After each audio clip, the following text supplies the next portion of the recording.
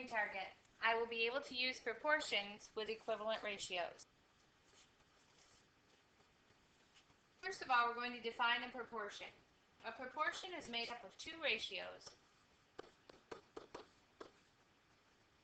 that are set equal to one another. Steps to evaluate proportions. First, we're going to create a helper fraction.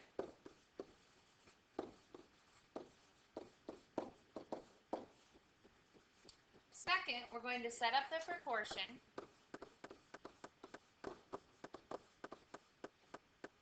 by placing all of your numbers according to your helper fraction.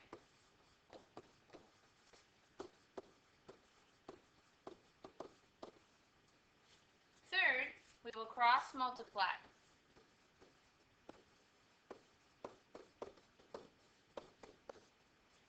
And lastly, we will divide both sides of your proportion by the number attached to the variable. And a reminder that the variable is any letter. So first we're going to look at basic examples of proportions that are already set up for you. So how we solve these, so we look along the diagonal that has two numbers, and we write that as a multiplication problem. We will set that equal to the next diagonal that has a number with a variable attached. We will then multiply 4 times 3 equals 5c. Now we look on the other side with the variable, and this is what we will divide both sides by, a 5. 5 divided by 5 is 1, so I'm left with c, and we divide 12 divided by 5. 5 does not go into 1, 5 goes into 12 twice. Put a decimal 0. 5 into 20 is 4.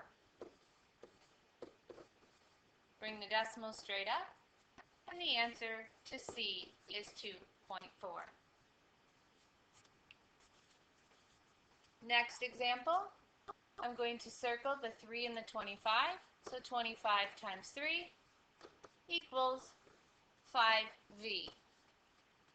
Multiply the 25 times 3 and get 75 equals 5V. Divide both sides by 5. Cancel the 5's, left with V. 75 divided by 5. 5 goes into 7 once. Subtract, bring down the 5. 5 into 25 is 5 times. V equals 15.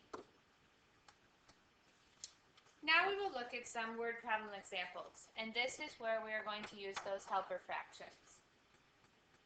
Hamburger sells for 3 pounds for $6. I just underlined the 3 pounds and $6.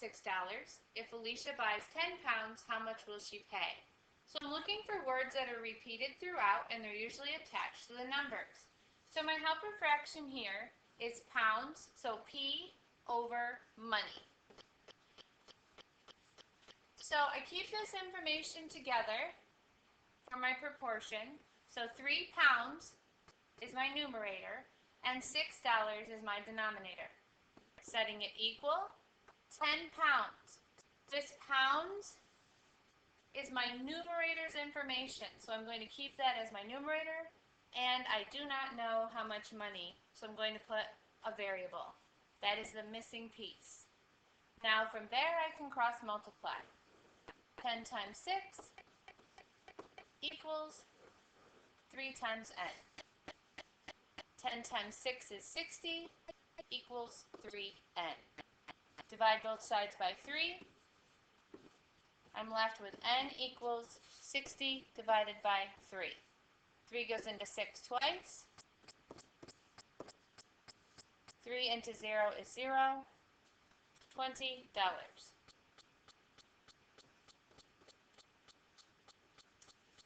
Last question. Matt bought 4 pieces of candy for $10. How much would it cost him to buy 6 pieces of candy? My helper fraction, again, I take right from here. We have P for pieces and $sign for money. My proportion, keeping it in the same order, 4 over 10. equals, I have 6 pieces of candy. 6 is related to pieces, therefore it's going to be a numerator. Do not always assume that you are going to be missing the denominator, but in this case, we are missing it. Now we will solve. 10 times 6 equals 4n. 10 times 6 is 60, equals 4n. Divide both sides by 4. 4's will cancel. I'm left with n equals the answer to 60 divided by 4. 4 goes into 6 one time. Subtract 4 into 20 5 times. The answer is $15.